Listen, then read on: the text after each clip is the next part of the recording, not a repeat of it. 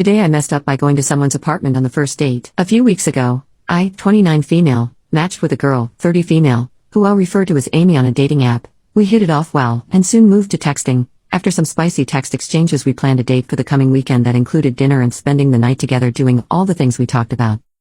Prior to the date, we had a discussion about things that were important to us in a relationship. Amy told me that she was okay with me being non-religious and her being Jewish, but she did want me to respect her religion and take some interest in it. However, she did not expect me to convert. I agreed that this sounded completely reasonable. This will be important later. The day of the date comes. I meet up with her and we go up to her apartment, where I am immediately greeted by her Yorkie. And by greeted, I mean the thing would not stop charging and barking at me. This continued throughout the entire time I was there, and would get even more intense any time I got up to move.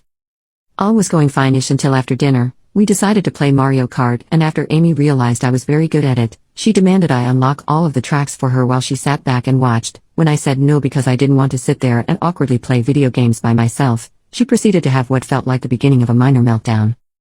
A while after Amy composed herself, she brought up the topic of Judaism. It was then that she dropped the ultimatum that I needed to convert to conservative Judaism or else she wouldn't marry me. Amy then began to tell me that she believed interfaith marriages were basically ethnic cleansing. This was entirely contradictory to what she had told me before the date, and needless to say, I was done. At this point it was already past 1 a.m., so I decided to stay and leave immediately in the morning because I wasn't comfortable driving around that late at night. Seriously, DMV drivers are crazy enough in the daytime.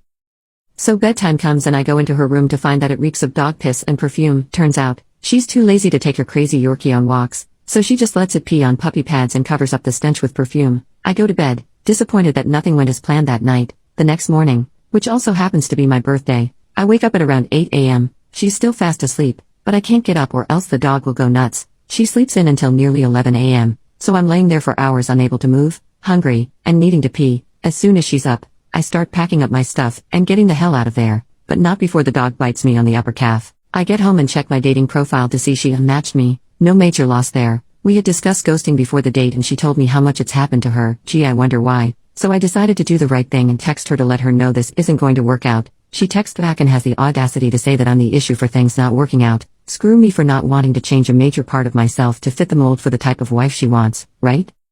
So here I am on my birthday, reeking of whatever perfume she had sprayed all over her bed, nursing a dog bite on my leg, and not having the night I expected. Lesson learned: never go to somebody's home on a first date. At the very least my birthday improved after that. I invited my best friend over, where we laughed over my crazy first date story and ate chocolate cake. Then for dinner, I made myself a pork chop with a butter sauce out of pure spite.